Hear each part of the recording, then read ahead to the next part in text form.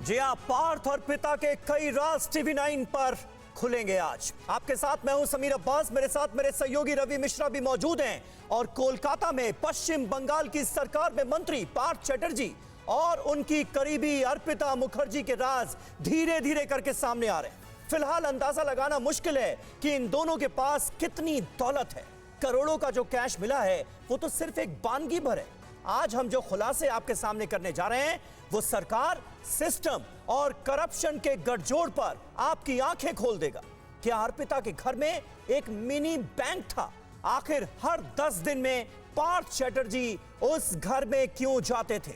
अर्पिता की डायरी के वो कौन कौन से राज हैं जिससे पूरी बंगाल सरकार में हड़कंप मचा हुआ है? इस पूरे घोटाले में मणिक भट्टाचार्य की क्या भूमिका थी? और पार्थ की ओर करीब अपने फ्री टाइम को ATM बनाइए, अपने घर से ही उद्यम शुरू कीजिए, अपने रसोई को बनाइए कारखाना। फ्रीडम ऐप को अभी डाउनलोड कीजिए। करीबी किरदार, दूसरी करीबी किरदार कहा जा सकता है, कौन थी? इन सारे सवालों के जवाब आज आपको मिल जाएंगे। शुरुआत बड़ी खबर के साथ कर रहे हैं। ईडी के रडार पर पार्थ चैटर्जी की एक और करीबी आ गई हैं। ब्यूटी पार्लर और कपड़ा कंपनी चलाने वाली महिला की जानकारी मिली है। कई हैरत अंगेज तथ्य सामने आने वाले हैं। महिला की ब्यूटी कंपनी में पार्थ चैटर्जी का बड़ा निवेश है, इसकी जानकारी ईडी को लगी। पार्लर वाली महिला से करीबी पर पार्थ चैटर्जी और अर्पिता मुखर्जी की लड़ाई भी हुई थी। अर्पिता ने कहा था कि पार्लर वाली महिला अगर पार्थ चैटर्जी के साथ रहेगी तो मैं साथ छोड़ दूंगी। बात यहां तक पहुंच गई थी, यानी दोनों में इस बात को लेकर झगड़ा हुआ था कि पार्थ चैटर्जी के साथ कौन रहेगा। तो कुल मिलाकर ये तमाम जो चौंकाने वाली जानकारियां सामने आई हैं, इसके बिना पर आने वाले वक्त में कई बड़े राज खुलने वाले हैं। रवि, बिल्कुल समीर, और जैसे जैसे जांच आगे बढ़ रही है, नए नए नाम सामने आ रहे हैं, नए नए लोग सामने आ रहे हैं। अब सवाल यह है कि पार्थ के कितने साझेदार पार्थ के हैं इस पूरे मामले में। जरा उस पर गौर करते हैं जल्दी से। जांच एजेंसियों के निशाने पर पार्थ चैटर्जी की एक और करीबी अब आ गई है, जिसका जिक्र हम कर रहे थे। और महिला मशहूर ब्यूटी पार्लर चेन और गारमेंट्स की कंपनी चलाती है, जिसका जिक्र अब जांच में सामने आया है। कोलकाता के लिए यह महिला बड़ी शख्सियत है, इस शहर का जाना पहचाना नाम है। और महिला की कंपनियों में पार्थ चैटर्जी का बड़ा निवेश है, यह तथ्य भी सामने आ रहा है। महिला पार्थ चैटर्जी की काफी करीबी बताई जाती है, उनसे काफी क्लोज रही हैं। और महिला को लेकर पार्थ की अर्पिता मुखर्जी से लड़ाई भी हुई थी, यह भी फैक्ट सामने आ रहा है।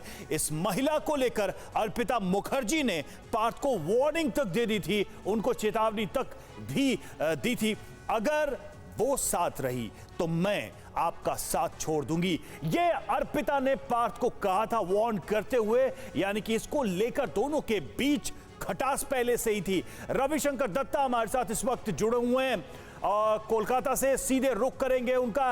रविशंकर, जिस महिला का हम जिक्र कर रहे हैं, अर्पिता और पार्थ के बीच उस महिला को लेकर खटास भी आई, वार्न भी किया अर्पिता ने। क्या अभी तक यह बात स्टैब्लिश हो पाई है जांच में कि किस तरीके का कनेक्शन उस बिजनेस वुमन से पार्थ चैटर्जी का था? कैसा निवेश था? किस तरह से वो उसके बिजनेस में मदद कर रहे थे? क्या वो उसके बिजनेस में पार्टनर भी थे? क्या इन तमाम बातों को अभी तक जांच में ईडी ने स्टैब्लिश किया है? क्या तथ्य निकलकर, क्या फैक्ट्स निकलकर सामने आए?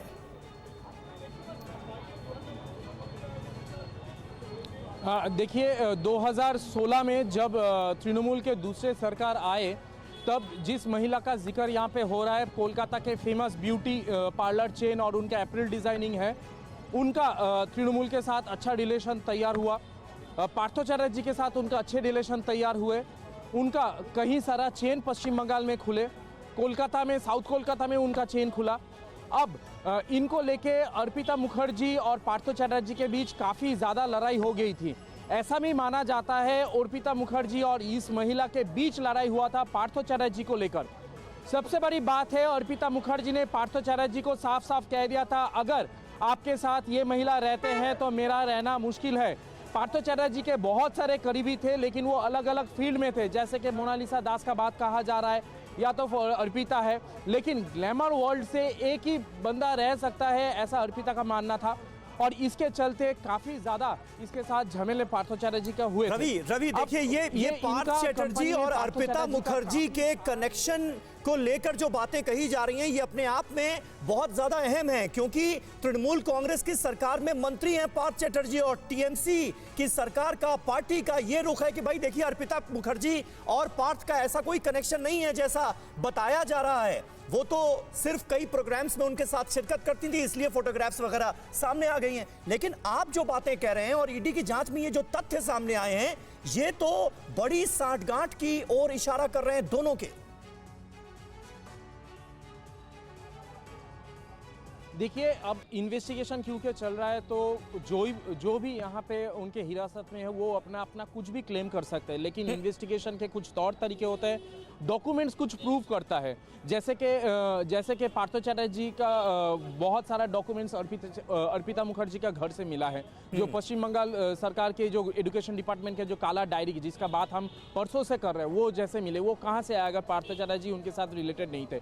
वैसे ही जिस कंपनी का बात मैं कर रहा हूं, मैं नाम नहीं ले रहा हूं क्योंकि इसका इन्वेस्टिगेशन चल रहा है। अब इस जगह पे पार्थो चैटर्जी का कहीं सारा निवेश है, पार्थो चैटर्जी ह्यूजली इसमें इन्वेस्ट किए और उनका इन्वेस्टमेंट के बाद ही इनका रिटेल चेन कहीं बढ़े हुए, कहीं रिटेल चेन इनका खुले, साउथ कोलकाता, नॉर्थ कोलकाता, सिलीगुड़ी, हर जगह इनका रिटेल चेन है।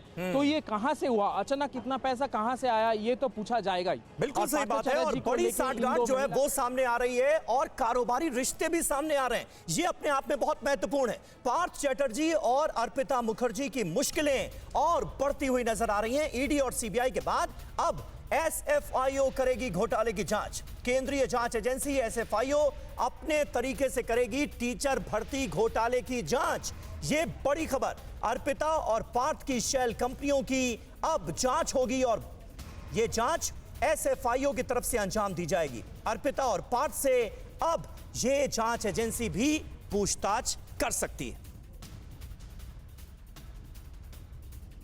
तो देखिए, जांच का दायरा बढ़ता हुआ और अब इस पूरे मामले में, यानी कि जो अर्पिता और पार्थ का जो ये कनेक्शन दिखाई दे रहा है, उसकी जांच करेगी सीरियस फ्रॉड इन्वेस्टिगेशन एजेंसी यानी एसएफआईओ, और अर्पिता और पार्थ से जुड़ी कंपनियों की जांच एसएफआईओ के द्वारा की जाएगी, यानी कि जांच का दायरा और बढ़ेगा। अर्पिता और पार्थ से एसएफआईओ पूछताछ भी कर सकती है, और यह पूछताछ कितनी बड़ी होगी, कितनी गहरी होगी, ये तो बाद में पता चलेगा। एसएफआईओ का मतलब, यानी जैसा मैंने बताया आपको, सीरियस फ्रॉड इन्वेस्टिगेशन ऑफिस है इसका नाम, और इसके तहत जब जांच होगी तो और सारे कई गंभीर मसलों पर भी ये जांच आगे बढ़ेगी। केंद्रीय कॉर्पोरेट अफेयर्स मंत्रालय के अधीन एसएफआईओ आता है। धोखाधड़ी से संबंधित बड़ी बड़ी जांच प्रक्रियाओं में भी ये संस्था शामिल होती है। केंद्रीय एजेंसी है, पैसे कमाने के लिए बनाई गई फर्जी कंपनियों की जांच होगी, क्योंकि बार बार ये बात सामने आ रही है कि कई सारी कंपनियों में पार्थ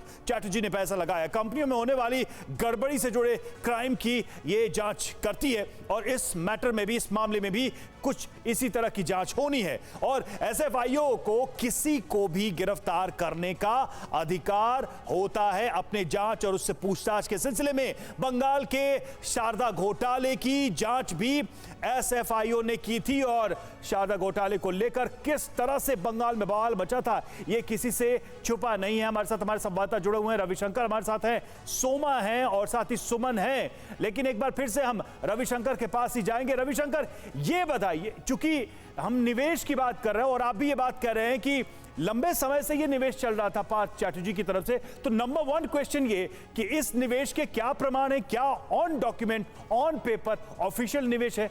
और हैरानी की बात यह है कि क्या टीएमसी के जो बड़े लीडर्स हैं उनको इस बारे में कहीं कोई जानकारी नहीं कि पार्थ चैटर्जी के अधीन इतना पैसा है, उनके कनेक्टेड लोगों के पास इतना पैसा है, और ये पैसे अलग अलग कंपनियों में इस तरह से निवेश किए जा रहे हैं, और आप कह रहे हैं कि वो लेडी यानी वो महिला कोलकाता की एक जानी मानी शख्सियत है।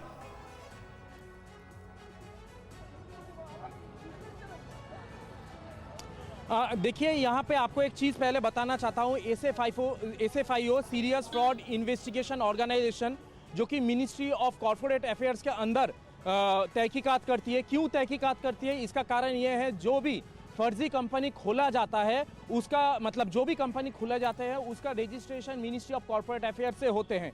जितने भी कंपनी के डायरेक्टर्स होते हैं उसका यहाँ पे एनलिस्टमेंट होते हैं। अब तहकीकात में जो पता चला है मैं आपको बता देता हूँ। इच्छे entertainment private limited, sentry engineering private limited, symbiosis merchant private limited, जमीरा सनशाइन्स प्राइवेट लिमिटेड, शोलाना realty India private limited, star millennium infra Awasan private limited, ऐसा 15 कंपनी फर्जी कंपनी है जिसका रजिस्ट्रेशन किया गया था मिनिस्ट्री ऑफ कॉर्पोरेट अफेयर्स के तहत।